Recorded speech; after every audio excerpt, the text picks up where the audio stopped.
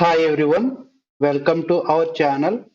So this is part 3 on .NET 7 Web API CRUD example using NT Framework Core. So in this video, our main goal is to implement the create operation. So we have to create a one more action method in our API so that implements the create operation. So let me create a new action method task action result, and I'm going to name the method like post testing. Post represent creating the new item. Okay. Now this should be invoked by the HTTP post request. Okay. Post means creating a new item. Okay. Post request. So it should contains the payload, right? User will send the new record data, right? So I will read the data as student. Okay. Then import the namespace students type. Okay. This is my payload. Now we have to insert into the database.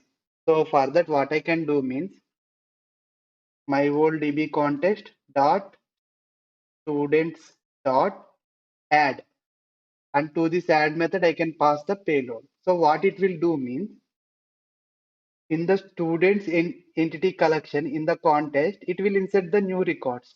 So whenever the something data is added to the context, then the state of the context will be changed.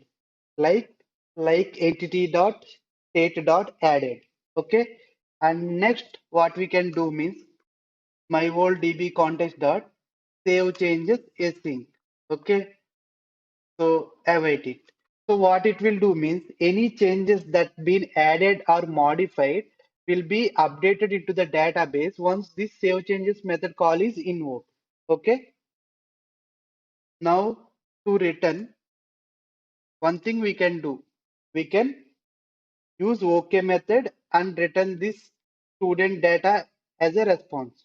Okay, initially student we have ID property, right? For new record it will be 0. Once it is successfully saved, ID value will be automatically populated to this variable. One thing is we can return that student data, okay, directly with the OK method. Another thing is instead of sending OK with the student data, inserted student data, another approach is we have to define a URL along with this response. So that URL can be used by the client side to check the this record data.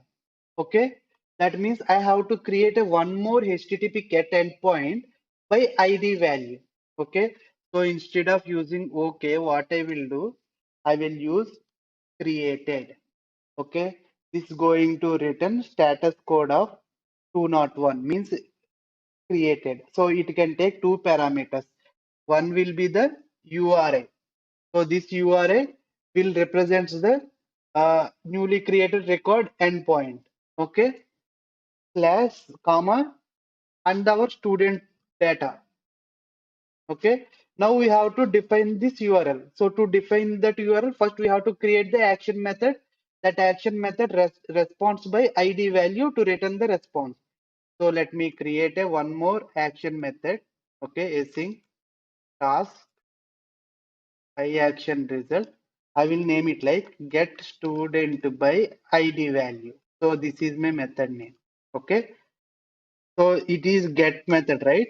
It should be registered with the HTTP get. Now we have to define route because here we have two action methods that will invoke for HTTP get request. So at least one action method contains some extra URL information.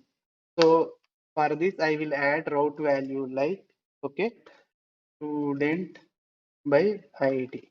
Okay, student by ID, and I want to read the ID value. So here I open flower brackets, right? So that means flower brackets inside of a route represents dynamic value. It is a dynamic placeholder. Okay. So I want to pass the ID value in the URL. I have to filter, right? student. So whatever dynamic placeholder here we are using to read it as an input parameter, same name must be used here. Here ID must match with here. If it is a test here, it should be a test here. Okay, ID. And to make it more, to apply more validation, the value should be integer. You can specify like this. Anything that comes here should be a integer value. Okay. And now here I have to filter the student data. So student, I can use my old DB context students dot find. Okay. Find async. So to this find async, I can simply pass the primary key, nothing but our ID value, and simply return OK student. Here it will return the student, single student. The previous endpoint it will return collection of student. It will return the single student by the ID value. Okay. Now I can pass this URL as a first parameter to my created. Okay. So slash, and I want to add the ID value dynamically, right? So use the dynamic value in a string, I can use string interpolation. So first prefix with a dollar, and here open flower brackets, okay, and specify the student dot ID. I can pass like this. I can generate the dynamic URL. Okay, that's it. We are done with our create operation changes. If I go to my Swagger page, here you can see two more endpoints. One is post endpoint and another one is students get by ID endpoint. Okay. First, let me check the post endpoint for creating the new endpoint. So click on tryout, and here we have to pass the payload. I can ignore the ID value, sending ID value to the server. Okay. So send first name, I will send my name. Okay. So this is my payload I want to insert into my database. So now click on the execute button. And here you can see created. And I got some ID value. And here you can see that means my data is successfully saved in the database.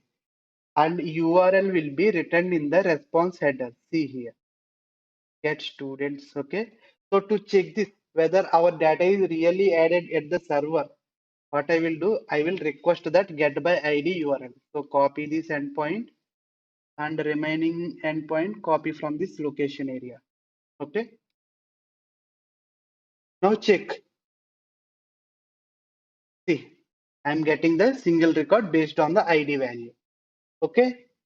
That means we are successfully done with the create operation. But now let's check how NT framework generated the insert query and this get by ID query. So if I go to terminal, so if I slightly move up, here first you can see insert query. This is generated for inserting the new record by these lines of code. Okay. And next we have also queried the this endpoint, right? So filter means where condition. See here, one more. Select top one, single record, where ID. See, this is for this find by async. Okay. So that is how NT framework generates the SQL queries. So these queries executes against our database. Okay. So next we are going to focus on the update operation. Thank you so much for watching this video. I hope this video delivered some useful content to you all. If you like my video, please do support me by subscribing to my channel as well as by liking the video. Soon we are going to meet with new content. Until then, signing off.